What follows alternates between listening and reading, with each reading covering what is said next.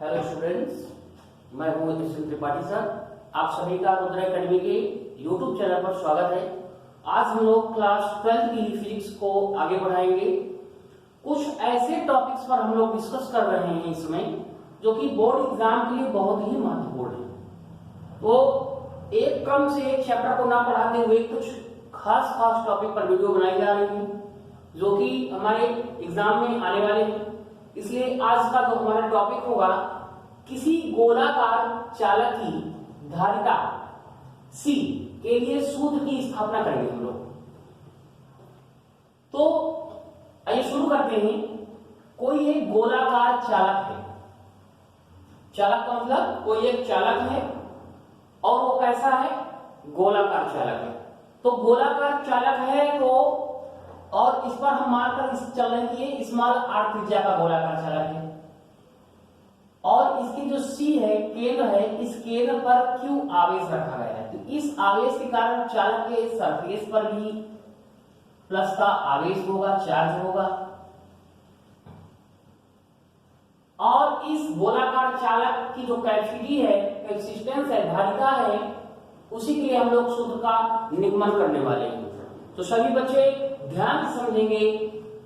सबसे पहले कैसे शुरू करेंगे? तो चित्र बना हुआ है तो पहले लिखेंगे चित्रानुसार। चित्रानुसार यानी चित्र के अनुसार। क्या चित्र के अनुसार? चित्रानुसार माना स्मॉल r त्रिज्या के गोलाकार चालक को Q आवेश से आवेशित किया जाता है। तो अगर हम Q आवेश से इसको आवेशित कर रहे हैं तो इसमें कुछ न कुछ विभव का तो हम मानकर चल रहे हैं। तो क्या लिखेंगे? चित्रानुसार माना r त्रिज्या के गोलाकार चालक को Q आवेश से आवेशित किया जाता है। तो इस चालक पर विभव निम्न प्रकार होगा। विभव को हम क्या मानेंगे? V। निम्न प्रकार होगा। तो हम लोगों ने कल की ही वीडियो में अभी पढ़ रखे हैं कि कोई भी कंडेंसर कैपेसिटर है, कोई भी चालक है, उसकी जो धारिता है और उससे जो विभवांतर निकलता है वो होता क्या है? तो V = 1/4πε0 K इंटू Q/R। ये हम लोगों ने पढ़ चुके हैं, ठीक है। तो आगे अब एक सूत्र है, क्योंकि Q = क्या होता था? CV। इसको भी हम लोगों ने पढ़ रखा है। तो यहां पर देखेंगे, चाहे तो Q की जगह पर CV रख दिया जाएगा या V अगर हम इसको करें तो C क्या हो जाएगा? डिवाइड में चला जाएगा। कितना आ जाएगा? Q/C आ जाएगा। यानी V अगर हमको निकालना है तो C हमारा डिवाइड में चला जाएगा, Q/C हो जाएगा। तो V क्या बन जाएगा? Q/C। तो हम इसकी जगह पर रख सकते हैं। तो यहाँ पर हम लोग रखेंगे Q/C। V की प्लेस पर हम लोग रख सकते हैं क्या? Q/C इक्वल लगा दिया भाई 1/4πε0 K इंटू Q/R। अब देखेंगे कि Q इधर भी है, Q इधर भी है, ठीक है।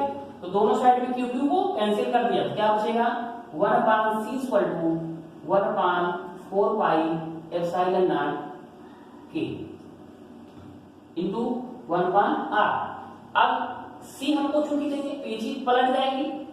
तो C = फाइनली क्या जाएगा? 4πε0 K इंटू R। तो ये तो हमारा आ गया क्या? फार्मूला। किसका फार्मूला आ गया?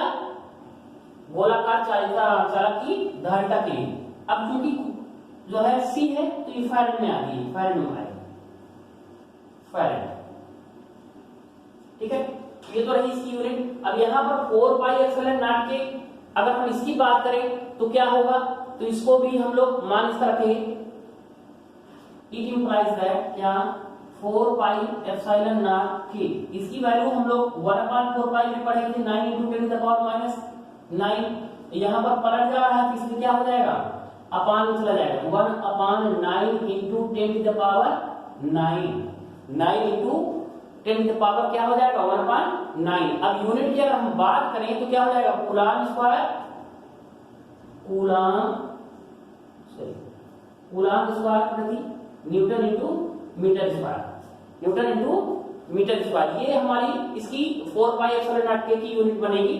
तो ये तो रहा हमारा डेरिवेशन, बहुत ही इजी था, बहुत ही आसानी से आ गए। जहां यहां लिख सकते हैं जहां 4 पाई एप्सिलॉन नॉट के इक्वल टू 1/9 × 10⁻9 कूलॉम स्क्वायर प्रति न्यूटन इंटू मीटर स्क्वायर। तो इस डेरिवेशन को हम लोगों ने किया। अब इससे ही रिलेटेड क्वेश्चन करेंगे हम लोग, ठीक है, ताकि बिल्कुल क्लियर हो जाए कि किस प्रकार से है। तो इसको नोट कर लीजिए।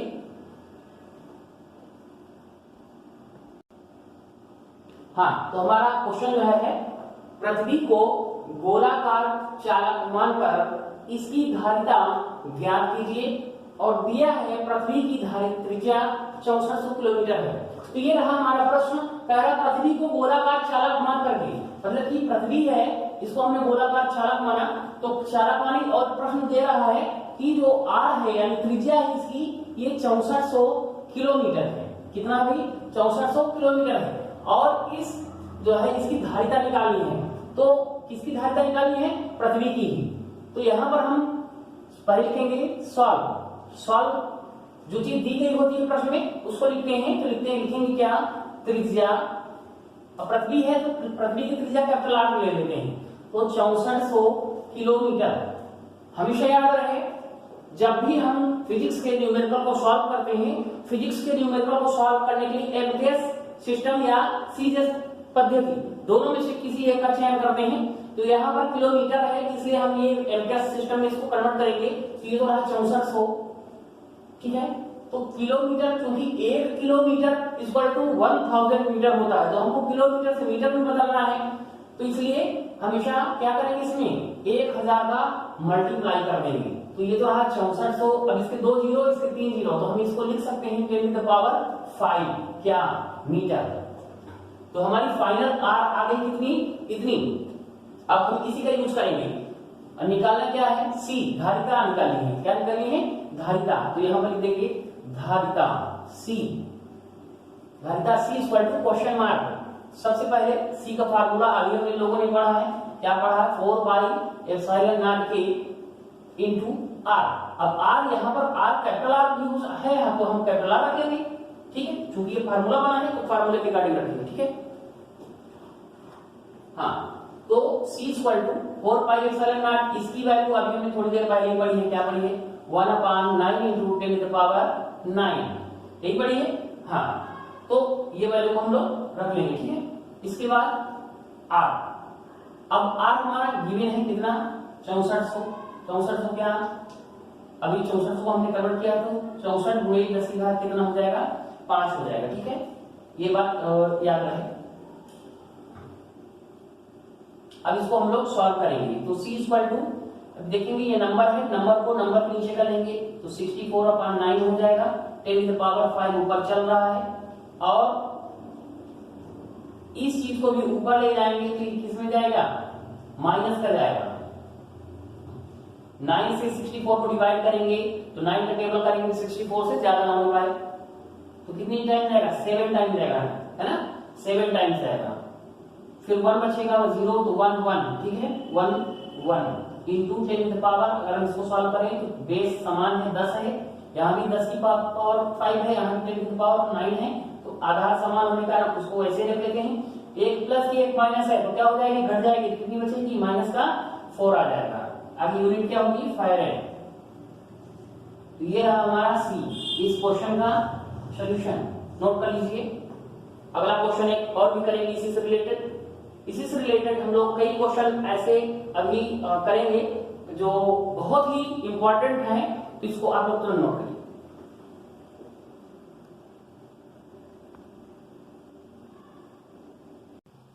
हाँ बेटा, तो हमारा अगला क्वेश्चन है किसी गोलाकार चालक की धारिता 1 पिकोफैरेड, यहाँ पर प्रश्न बता गया है, धारिता दी गई है, कह रहा 1 पिकोफैरेड है, तब व्यास ज्ञात कीजिए। कोई गोलाकार चालक है और इस चालक की जो कैपेसिटेंसी है, धारिता है, यानी सी खुद गिवन है अकॉर्डिंग टू योर क्वेश्चन। तो सी कितना दिया है, धारिता दी गई है 1 पिकोफैरेड। अब यहाँ पर पिको लगा हुआ है, इसलिए पिको में सॉल्व नहीं होगा, फैरेड में सॉल्व होगा, क्योंकि धारिता हमेशा फैरेड में आती है, हमने स्टैंडर्ड अभी निकाला था। तो पिको हटाने के लिए क्या करेंगे, 10⁻⁻12 का क्या करेंगे, मल्टीप्लाई करेंगे, तो ये आ जाएगा किसमें, फैरेड में। ठीक है, ये बात हमेशा याद रखें। अब हमको निकालना क्या है, व्यास निकालना है।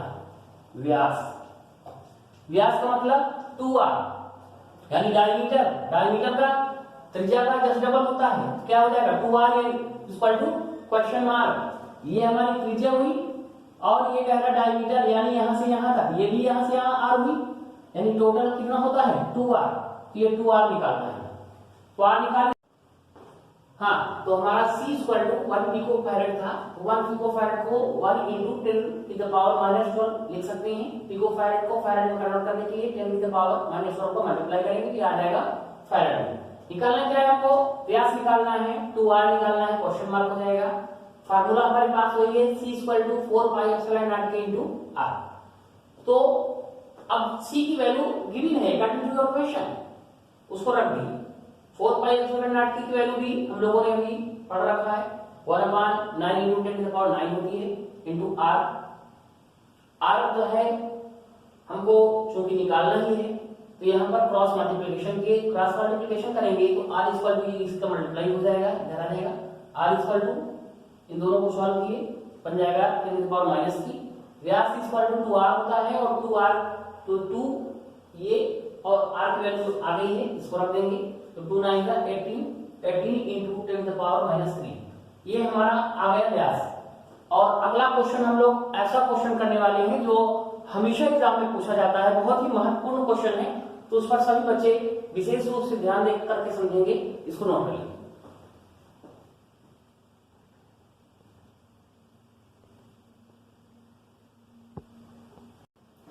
हाँ, तो अगला जो हमारा मोस्ट इंपॉर्टेंट क्वेश्चन है, हर बार एग्जाम में पूछा जाता है 7 सेटों में से किसी एक सेट में, ऐसा इंपॉर्टेंट क्वेश्चन है, यहाँ पर हम लिख भी दे रहे हैं इंपॉर्टेंट, बड़ा वाला क्वेश्चन है, इसलिए सभी बच्चे ध्यान से देखेंगे। कह रहा जल है और जल की 64 बूंद है, 64 बूंदों को मिलाकर के एक बड़ी बूंद बनाई जाती है, मतलब कि 64 छोटी छोटी बूंदे हैं, इस प्रकार से 64 बूंदे होंगी, उनसे मिलाकर के एक बड़ी बूंद बनाई जा रही है। कह रहा है यदि प्रत्येक छोटी बूंद की त्रिज्या, मतलब कि एक बूंद, अगर हम इस बूंद को थोड़ा सा बड़ा करके दिखाएं, मतलब कि एक बूंद है छोटी सी और उस बूंद की त्रिज्या कितनी है, स्मॉल r है, तो कह रहा प्रत्येक छोटी बूंद की, यानी हर एक बूंद की जो त्रिज्या होगी वो स्मॉल r होगी। अगर ऐसा है समान हो तो बड़ी बूंद की धारिता क्या होगी, तो ये बड़ी वाली जो बूंद है इसकी धारिता क्या होगी, c equal to question mark क्या आएगा। तो आइए इस टाइप के क्वेश्चन को सॉल्व करते हैं, समझते हैं। तो लिखेंगे सॉल्व, यहां पर पहले लिखेंगे माना प्रत्येक छोटी बूंद, चूंकि यहां समान दिया है, पहला समान त्रिज्या समान, तो माना प्रत्येक छोटी बूंद की त्रिज्या स्मॉल r है तथा बड़ी बूंद की त्रिज्या कैपिटल r है। ऐसा हम मानकर चल रहे हैं, मान रहे हैं कि प्रत्येक छोटी बूंद की जो त्रिज्या है वो स्मॉल r होगी और जो बड़ी बूंद की त्रिज्या है वो कैपिटल R है। अगर ऐसा है तो भाई एक छोटी बूंद का आयतन पहले निकालेंगे, तो एक छोटी बूंद का आयतन क्या होता है 4 पाई 4/3 पाई r³, तो r यहाँ पर स्मॉल लेंगे। अब 64 बूंदे हैं भाई, प्रश्न कर रहा है अकॉर्डिंग टू योर क्वेश्चन, प्रश्नानुसार कि 64 बूंदों का आयतन, यानी भाई बता रहा है कि 64 बूंदे जो है लगभग समान है जो समान त्रिज्या की है और एक बड़ी बूंद की धारिता के बराबर है, तो यहाँ पर 64 गुणे 4/3 पाई आर क्यूब हो जाएगा, यानी बड़ी छोटी 64 बूंदों का आयतन एक बड़ी बूंद के आयतन के बराबर होगा। तो बड़ी बूंद का आयतन क्या होगा, 4/3 पाई आर क्यूब, कैपिटल आर का लिए, ठीक है। अब देख रहे हैं यहाँ पर जब दोनों साइड वही वो है, ठीक है, तो 4/3 से 4/3 पाई कैंसिल हो गया, तो बचा क्या, 64 बच गया, और इधर क्या बचा, आर क्यूब, और दूसरी तरफ क्या बचा, कैपिटल आर क्यूब। तो हम लिख सकते हैं दोनों पक्षों का घनमूल लेने पर, तो घनमूल लेंगे तो क्या होगा, 4 चौक 16 चौक 64 होता है, तो 4 आ जाएगा, ये आर हो जाएगा, और इसका कितना हो जाएगा, कैपिटल आर, यानी आर का मान आ गया हमारे पास ये, ठीक है।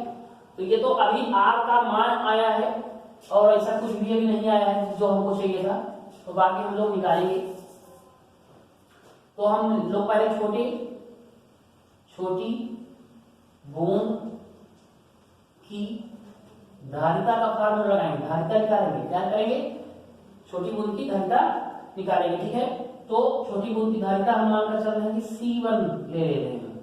तो धारिता का फार्मूला क्या होता है, अभी हम थोड़ी देर पहले ही पढ़ेंगे, 4 पाई एप्सिलॉन नॉट के लगा सकते हैं, नहीं भी K इंटू आर, ठीक है। अब बड़ी बूंद की धारिता, बड़ी बूंद की धारिता, तो बड़ी बूंद की धारिता क्या हो जाएगी, C2, तो 4 पाई एप्सिलॉन नॉट के इंटू कैपिटल आर। अब ये आर का मान अभी आया है, अब इसको हम क्या करेंगे, यहां पर रख देंगे, तो C2 इक्वल टू हमारे पास क्या हो जाएगा, 4 पाई एप्सिलॉन नॉट के इंटू आर की जगह पर, कैपिटल आर की जगह पर हम लिख सकते हैं 4r, तो क्या लिख देंगे, 4r। इसको हम लोग समीकरण नंबर 1 दे देंगे, इसको दे देंगे समीकरण नंबर 2, ठीक है।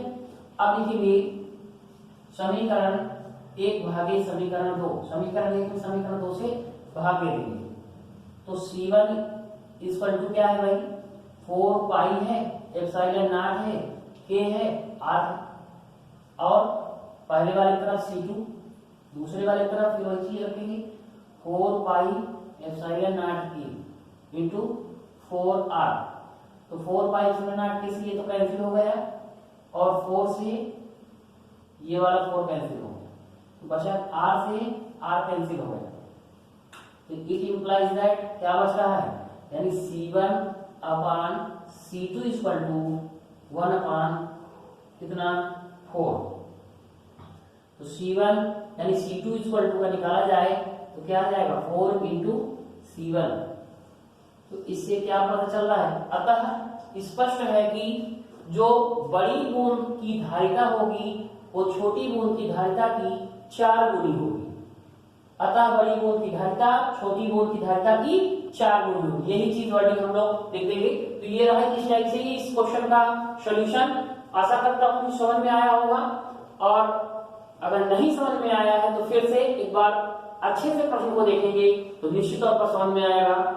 ऐसे ही टॉप क्लास के क्वेश्चन को पाने के लिए अभी तक अगर आपने चैनल को लाइक और सब्सक्राइब नहीं कर रखा है तो उसको कर लीजिए, बने रहिए हमारे साथ, और इससे भी रिलेटेड अच्छे से अच्छे क्वेश्चन हम देते रहेंगे आपको एग्जाम तक। आज के लिए इतना ही, धन्यवाद।